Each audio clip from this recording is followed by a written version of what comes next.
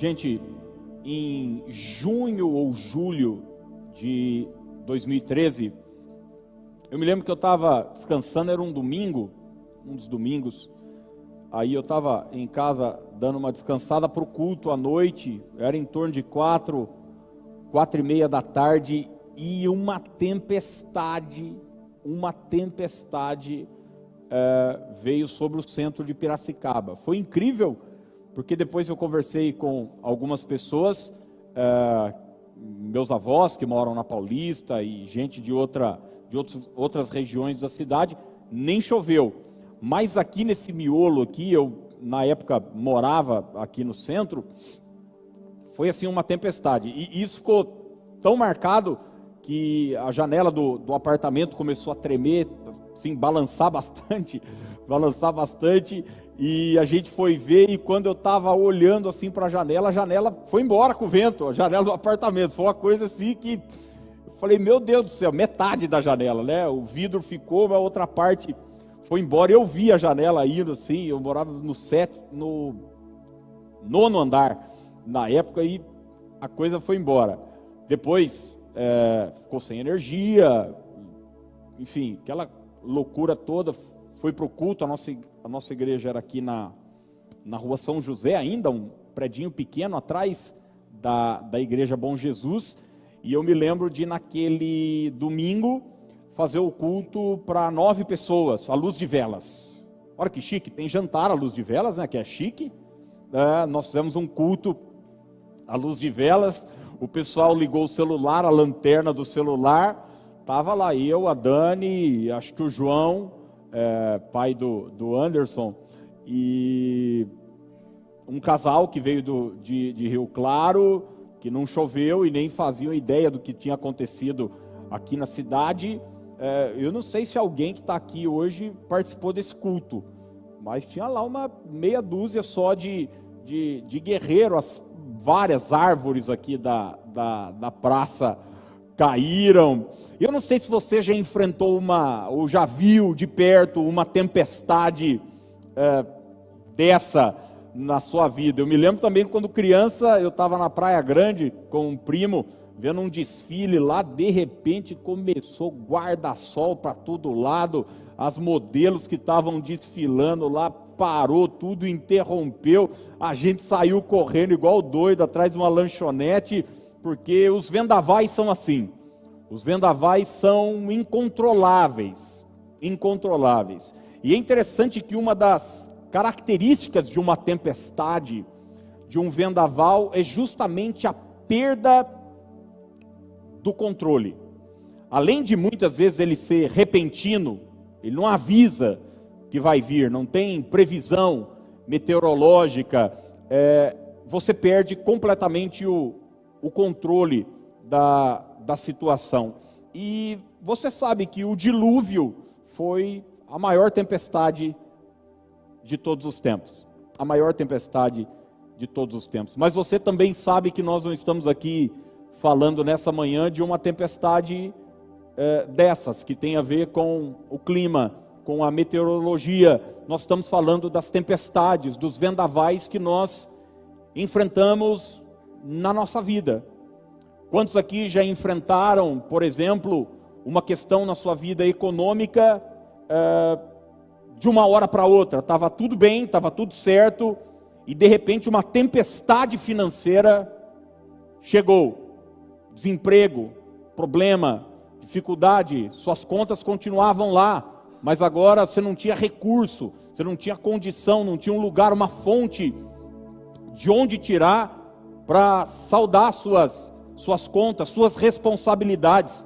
Isso é uma tempestade, você perde o controle, você andava regrado, estava tudo certo, tinha o seu salário, tinha lá o aluguel para pagar, a escola das crianças, pão para colocar em casa. De repente vem uma crise. Esse ano muita gente enfrentou e tem enfrentado uma situação como essa. Tantos lugares precisaram fechar as portas, uma tempestade financeira.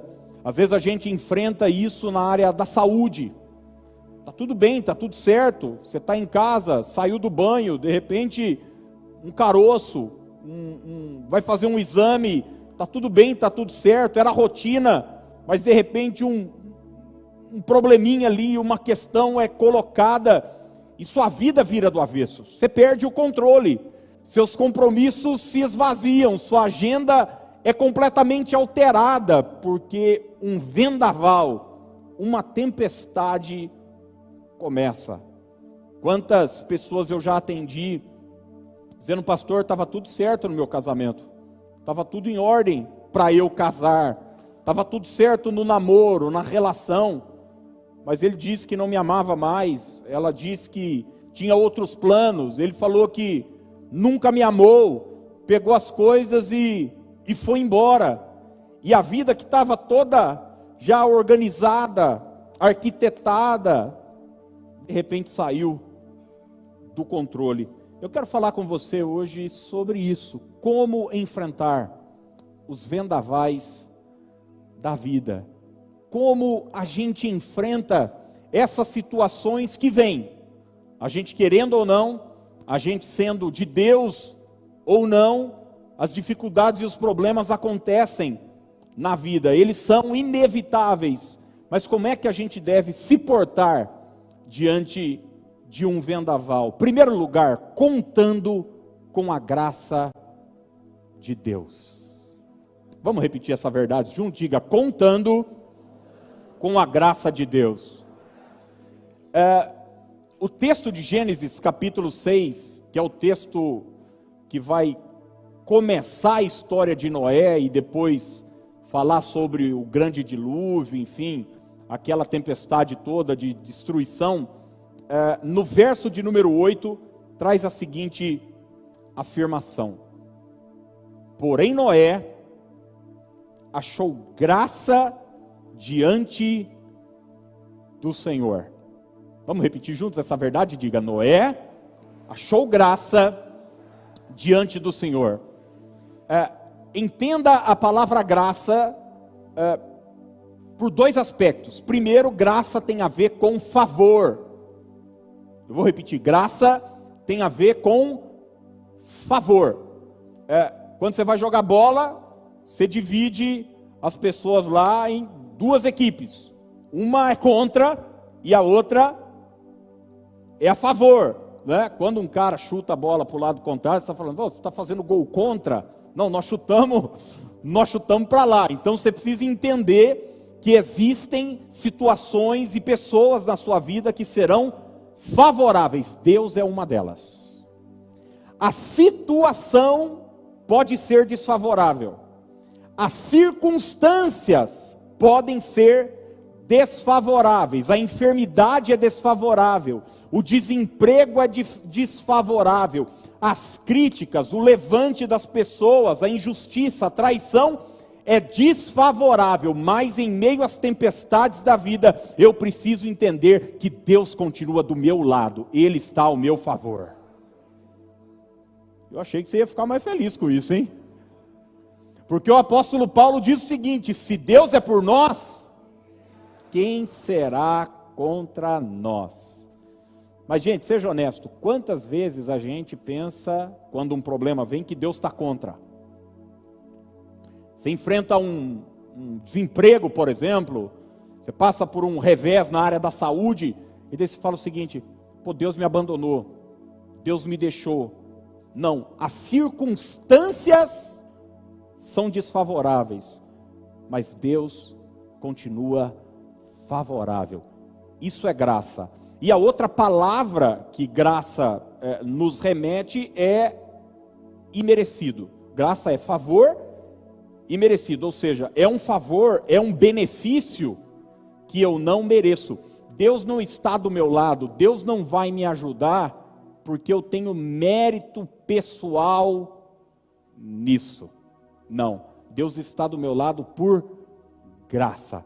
É um favor que eu não mereço. Então, ficar me culpando no meio da tempestade, ficar tentando achar um pecado escondido que eu cometi lá em 1987, ficar remoendo a árvore genealógica da minha família, procurando alguma maldição de algum bisavô ou tataravô que ele tenha feito e isso esteja hoje me prejudicando, é bobagem. As tempestades vêm, elas acontecem sobre os justos, sobre os injustos, mas uma coisa é certa: no meio dessa tempestade, a graça de Deus será sobre a minha vida. Sabe, muita gente desempregado vai lá e Deus me deixou, poxa, fui traído. Não, você foi traído por uma pessoa, não por Deus. Você foi injustiçado por alguém, não por Deus. Eu dei até um exemplo esses dias aqui. Às vezes a gente fura o pneu do carro e a gente diz: poxa, Deus. Não foi Deus, foi o prego.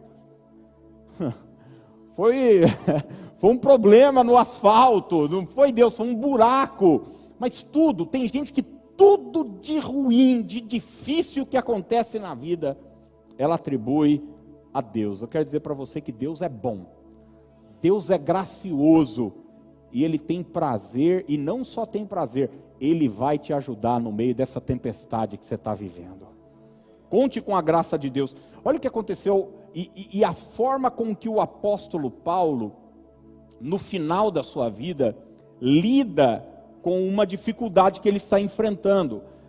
Um parênteses importante: Paulo está preso em Roma, ele está sendo julgado, e ele está numa situação difícil, ele perdeu o controle, ele tinha planos de evangelismo, de ir para um lugar, pregar a palavra, mas o prenderam injustamente. Tem um camarada chamado Alexandre, se for ler 1 e 2 Timóteo, você vai descobrir, Alexandre o Latoeiro, é o cara que provavelmente tenha entregue Paulo à justiça de forma injusta, e Paulo ficou só. A verdade é essa. Paulo está lá. Gente, e hoje, se uma prisão é ruim hoje, que ainda tem direitos humanos, tem uma série de proteção para um condenado, para um réu, eu quero que você tente imaginar como era um presídio há 2000 anos. Como era o saneamento básico, que de básico não tinha nada. Como é que era toda aquela situação? E Paulo está lá, naquele lugar horrível, e pior, injustamente. Olha o que ele escreve em 2 Timóteo 4:16, e a primeira parte do verso 17. Na minha primeira defesa, ninguém foi a meu favor, antes, todos me abandonaram, que isto não lhe seja posto em conta. Mas olha a perspectiva de Paulo: mas o Senhor me assistiu e me revestiu de forças. Eu quero que você, se você tem caneta aí, grifa essa expressão: mas o Senhor. Mas o Senhor. Eu gosto desses mas da Bíblia. O ladrão vem para matar, roubar e destruir, mas eu vim para que tenham vida e vida em abundância. No mundo tereis aflições, mas tem de bom ânimo, eu venci o mundo. Todos me abandonaram, todos me deixaram, eu fiquei sozinho, mas Deus esteve do meu lado. Isso é graça de Deus, isso é favor que eu não mereço. Na viagem de Paulo a Roma, aqui é depois, mas na viagem de Paulo a Roma, quando ele apela para César, e ele vai lá apresentar sua defesa, Paulo enfrenta a maior tempestade, e essa sim, uma tempestade real mesmo, no caminho até Roma. Eles foram de barco.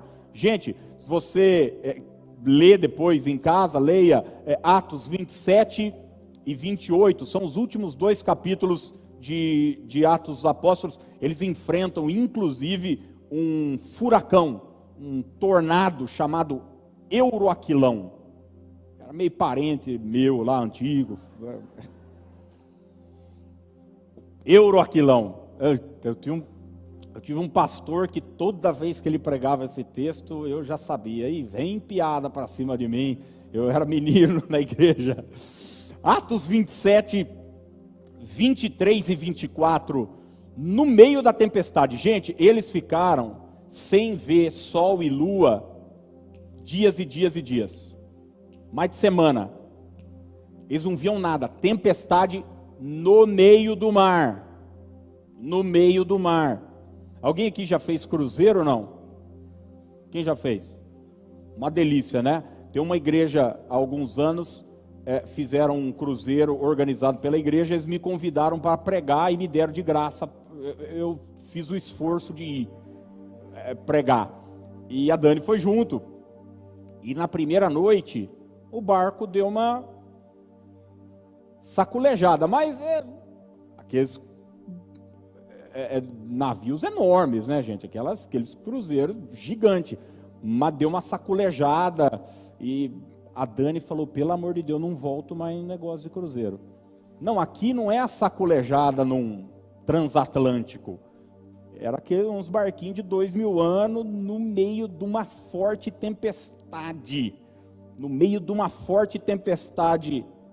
No meio de tudo isso. Atos 27, 23. Porque esta mesma noite, um anjo de Deus, de quem eu sou e a quem eu sirvo, esteve comigo, no meio da tempestade. Paulo está dizendo isso, um anjo de Deus esteve comigo dizendo, Paulo, não temas, é preciso que compareças perante César, e eis que Deus, o que, gente?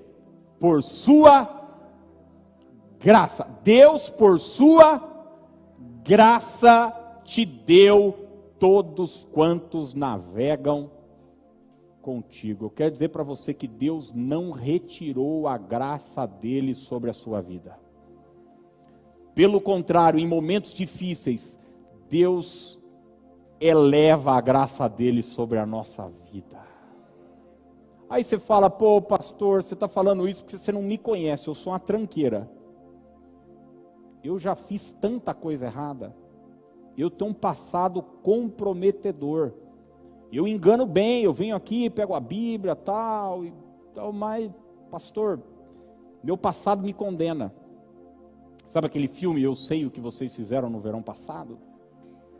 Pois é, você me diria, pastor, você não sabe o que eu fiz no verão passado, senão você não estaria falando que Deus está do meu lado. O mesmo apóstolo Paulo diz o seguinte, onde abundou o pecado, superabundou a graça de Deus. Isso é uma licença para eu pecar? É óbvio que não. Isso é uma autorização para eu viver no pecado? É óbvio que não. Mas isso é um alerta de Deus, dizendo para mim e dizendo para você o seguinte, o pecado não precisa ser o fim da nossa vida, existe saída, existe solução. Deus vai te ajudar, vai te levantar e te proporcionar um novo tempo em nome de Jesus de Nazaré. Pare de se culpar por essa tempestade que foi criada. Talvez alguns estejam vivendo aqui numa tempestade econômica que você mesmo criou. Porque tem isso, né, gente? Existem tempestades que acontecem, existem tempestades que nós criamos. Você gastou mais do que devia. Talvez você esteja enfrentando um problema no seu casamento que você criou. Você mexeu com quem não devia. Você se envolveu com quem não devia. E agora você está enfrentando aí as dificuldades da vida. A graça de Deus continua sobre você, senão você não estaria aqui. A graça de Deus é uma oportunidade para um novo começo que o Senhor vai proporcionar para a sua vida. Como é que a gente enfrenta os vendavais da vida? Segundo lugar, com integridade. Vamos repetir isso? Diga, com integridade. Gente, eu preciso que você guarde isso que eu vou te dizer, porque existe uma investida maligna no meio das tempestades da vida. Antes, deixa eu perguntar, porque senão às vezes eu me sinto só aqui. Quem aqui já enfrentou uma tempestade dura na vida? Dura, mata aquelas, isso. Ufa, não estou só. Porque quando a gente enfrenta dias difíceis, Satanás vai fazer de tudo ele vai tentar te fazer acreditar que você tem permissão, por causa daquilo que você está vivendo, para negociar alguns valores da sua vida. É como, mais ou menos o seguinte: poxa, eu mereço. Você está passando por um perrengue difícil, por um tempo difícil, daí você fala o seguinte: não, eu tenho licença para fazer isso. Então, é muito comum as pessoas acharem que as lutas da vida os liberam de suas responsabilidades cristãs.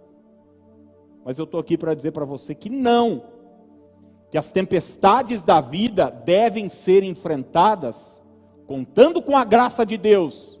Mas entenda sempre que a graça de Deus, esse favor que eu não mereço, não é uma licença para eu ser desonesto, não é uma licença para eu andar fora da palavra. Não, eu devo enfrentar as tempestades da vida com integridade. Você vê muita gente, o cara é mandado embora, por exemplo, do trabalho, daí ele vai à justiça contra a empresa. Posso ir à justiça contra a empresa? Não sou eu aqui que vou falar para você sim ou não, mas uma coisa eu posso te afirmar: você não pode mentir contra a empresa. Você não pode. Isso é ser desonesto. Isso é ferir a sua integridade. O fato de você estar passando uma dificuldade financeira, o fato de agora você estar desempregado, não é uma licença para você mentir contra o seu patrão, contra a empresa que te deu oportunidade lá atrás. Ah, mas eles têm muito dinheiro. Uma coisa não tem nada a ver com a outra. Ah, mas eles têm muitos recursos, mas uma coisa não tem nada a ver com a outra. Ah, mas eles erraram comigo, mas o fato de alguém errar comigo não me dá licença de errar com uma pessoa.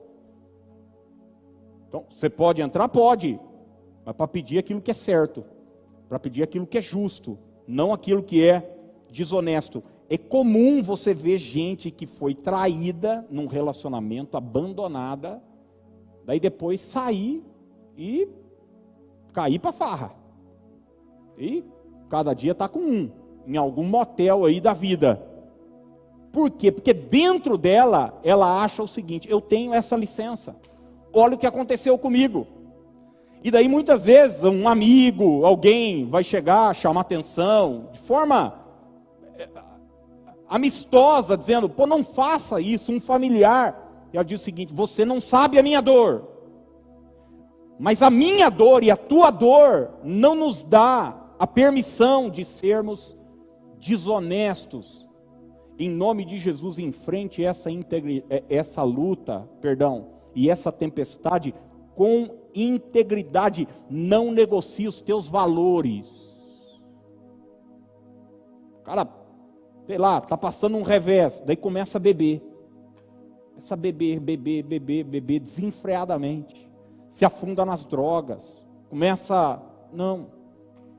Enfrente essa luta com integridade. Olha o que Gênesis 6:9 nos diz. Eis a história de Noé. Estamos juntos aí? Não? Bíblia aberta, ó. Eis a história de Noé. Noé era homem justo e íntegro entre os seus contemporâneos.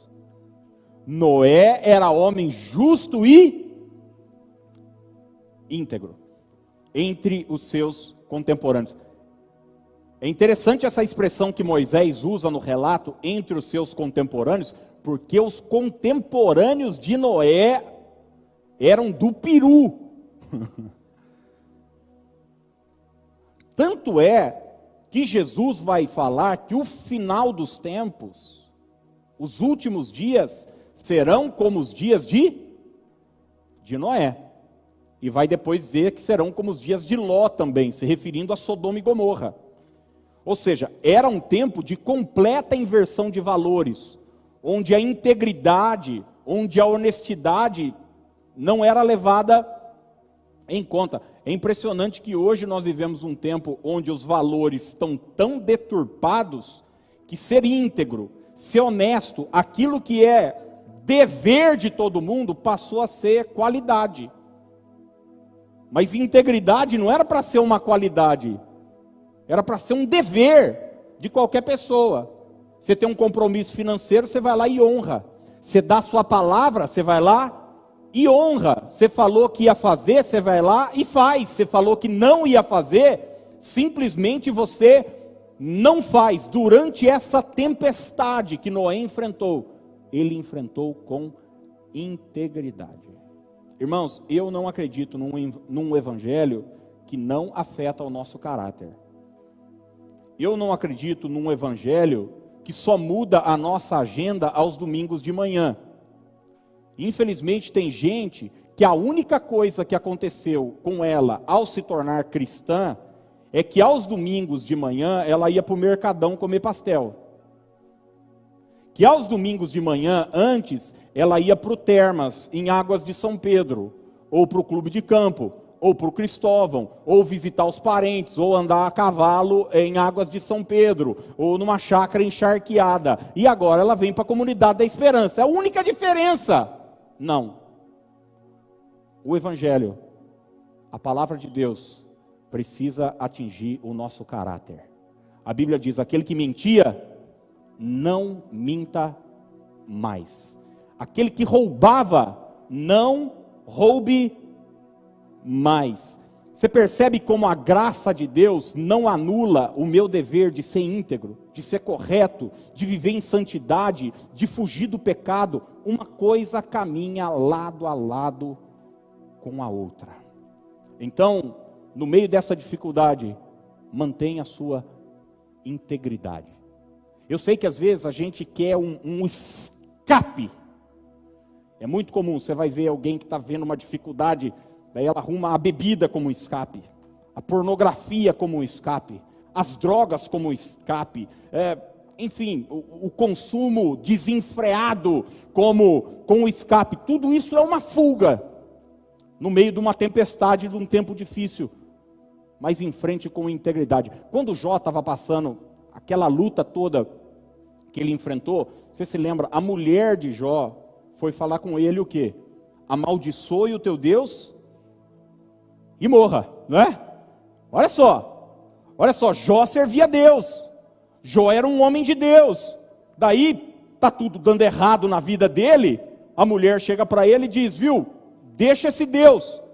Olha a resposta de Jó para sua esposa, Jó capítulo 2, verso 10, mas ele lhe respondeu, falas como qualquer doida. Esse dia Jó foi dormir no sofá, com certeza. Falas como qualquer doida. Temos recebido o bem de Deus, e não receberíamos também o mal. Em tudo isso, guarde isso agora, em tudo isso, não pecou Jó com os seus lábios. Não pecou Jó com os seus lábios. Em nome de Jesus. Eu creio que foi o Espírito Santo que trouxe você aqui hoje de manhã, para dizer para você, não negocie sua integridade.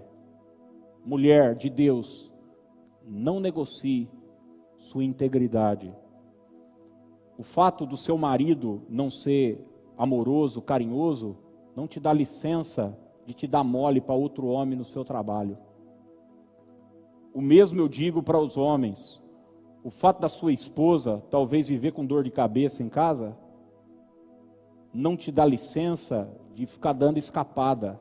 No meio dessa tempestade, mantenha a sua integridade. Quem tem ouvidos para ouvir, ouça o que o Espírito Santo diz à igreja. O Senhor repreende, avisa o filho a quem ama. A luta, a dificuldade, a tempestade, o vendaval não nos libera de continuar com os nossos valores firmes. Ah, mas o meu ambiente de trabalho é muito difícil. Todo mundo lá bebe, todo mundo é mulherengo, os caras saem do trabalho, vai para o Genaro, vai para não sei aonde, vai para não sei aonde. Azar é seu, nego. Se vira. Vai para casa tomar banho gelado. Faça o que você tiver que fazer. Mas eu sei por que eu estou falando isso. Certamente porque o Espírito Santo está te avisando. Está te avisando, mantenha os seus valores. A Bíblia diz que Noé manteve a sua integridade entre os seus contemporâneos, que não eram boas pessoas. Não é, tanto é que foram destruídos. Deus que é misericordioso, rico em misericórdia, em alguns momentos da história da humanidade, pelo menos 2, no dilúvio e em Sodoma e Gomorra, precisou dar um basta, porque a situação simplesmente fugiu do controle. E vai ser assim nos últimos dias também. Quando tudo vai ser destruído, e novos céus e nova terra serão colocadas. A igreja de Jesus será preservada. Então mantenha suas vestes brancas. Jó 8:20 diz: eis que Deus não rejeita ao íntegro. Vamos repetir isso? Diga: Deus não rejeita o íntegro. Seja íntegro. A palavra íntegro significa inteiro. Inteiro. Sua vida não é parcial, não é completa. Domingo de manhã é de Jesus, segunda, sábado do diabo. Não. Minha vida toda pertence ao Senhor. Todas as áreas da minha vida estão rendidas, estão entregues, estão submetidas à palavra de Deus. Sabe por quê, gente? Porque a religiosidade, e religiosidade, eu estou querendo dizer religiosidade, com o fato de uma pessoa só vir para uma igreja uma vez por semana e o resto da semana viver como lhe der na telha, isso nos torna gente cínica. E o cinismo, o auto-engano, é um péssimo companheiro de viagem.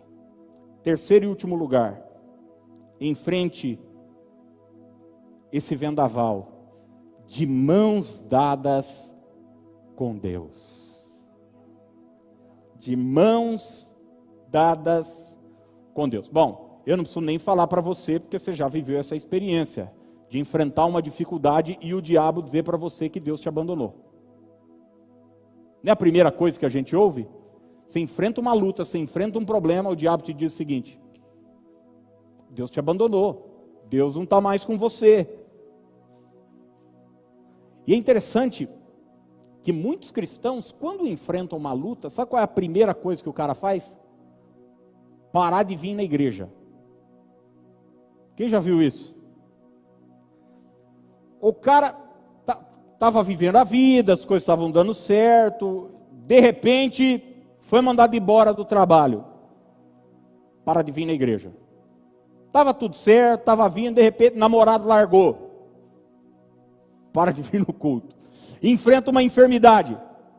Para de vir no culto. Deixa eu dizer uma coisa para você, isso não vai resolver, isso vai piorar a situação. Isso vai agravar a situação. No meio da tempestade, mais do que nunca, nós precisamos estar de mãos dadas com Deus, lado a lado com Deus, se relacionando com Deus, em parceria com Deus. Olha o que Gênesis 6:9, a parte B do versículo, nos diz: em meio a esse vendaval todo, a essa tempestade toda, Noé andava com Deus. Vamos ver isso juntos? Diga: Noé andava com Deus. Vida cristã é vida de relacionamento com Deus. Gente, você precisa sair daquela porta, daqui a pouco, daqui 20 minutos, na hora que você entrar no seu carro, ir para a churrascaria, ir buscar frango para comer em casa, não sei onde você vai, na casa de sua sogra.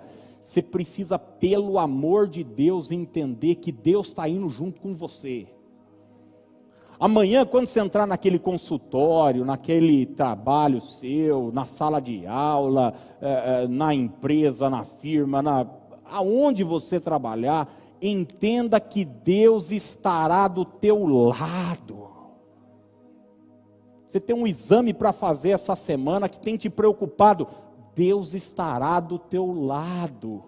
Você tem uma causa na justiça para ser julgada, Deus estará do teu lado. O tempo todo nós precisamos viver debaixo dessa consciência, não estamos só. O Senhor está conosco. Jesus passou 3 anos e meio com os discípulos. Ele viveu na terra como homem 33 anos. Com 30 ele começa o ministério e passa 3 anos e pouquinho com os 12 discípulos, curando, abençoando, orando, ensinando, instruindo eles. Jesus morre, ressuscita, passa mais 40 dias com os discípulos. Mas o tempo todo, principalmente nos últimos dias de Jesus, ele estava avisando os discípulos: eu vou voltar para o Pai, eu vou voltar para o Pai, eu vou voltar para o Pai. E imagina você, a dor de uma despedida dessa, né, gente? Ninguém gosta de despedida. Imagina os discípulos terem que enfrentar essa despedida, porque, assim, tinha uma tempestade, ele ia lá e acalmava o mar. Tinha alguém cego, ele ia lá e dava vista. Faltava comida, ele ia lá e multiplicava. Jesus resolvia tudo, a parada, sempre. E daqui a pouco ele vai ser tirado. Mas em Mateus 28, aliás, é o último versículo do Evangelho de Mateus, o primeiro dos evangelhos que estão colocados aí no Novo Testamento. O último versículo diz o seguinte, palavras de Jesus, antes de ser assunto aos céus.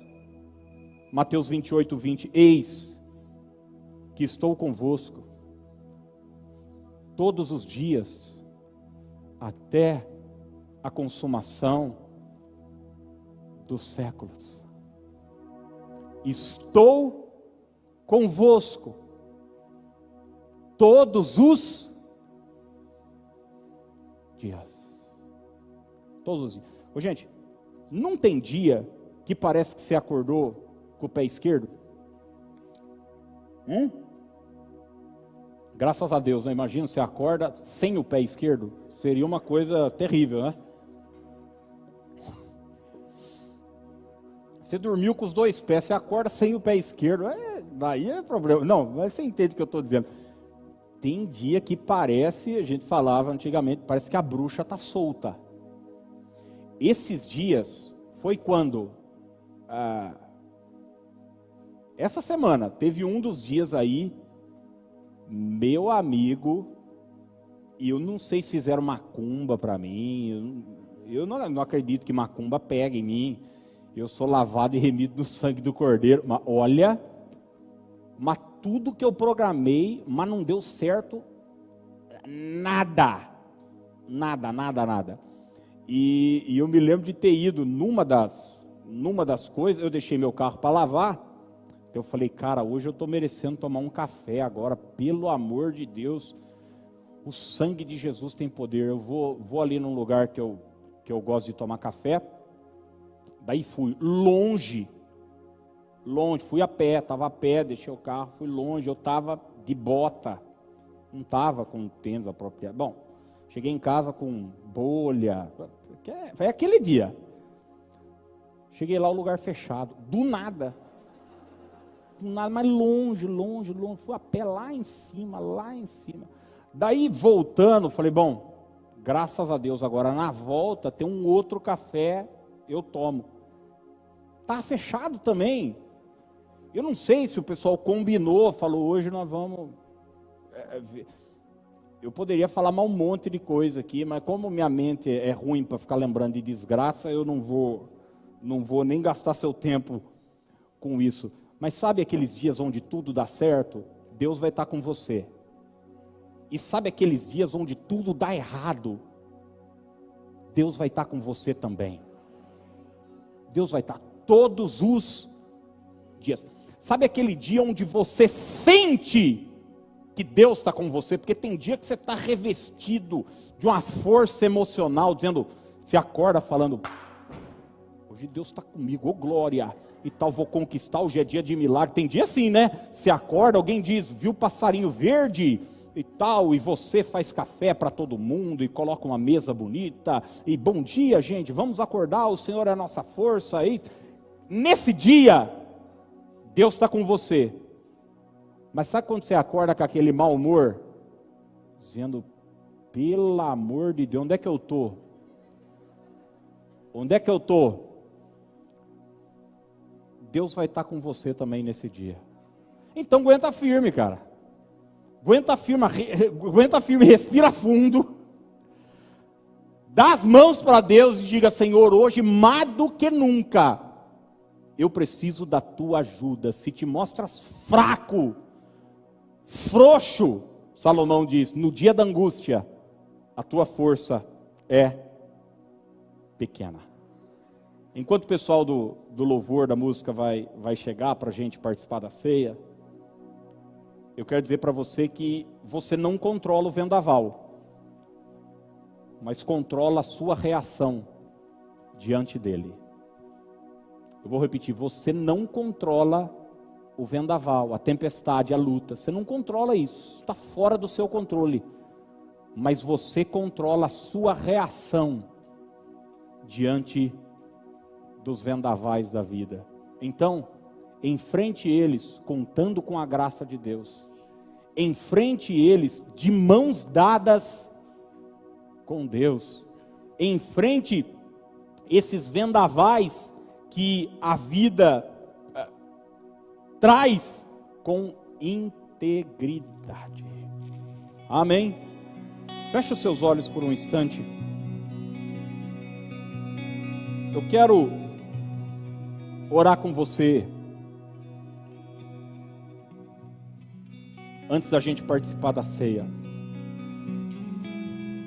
Eu quero orar com algumas pessoas que estão hoje enfrentando uma tempestade.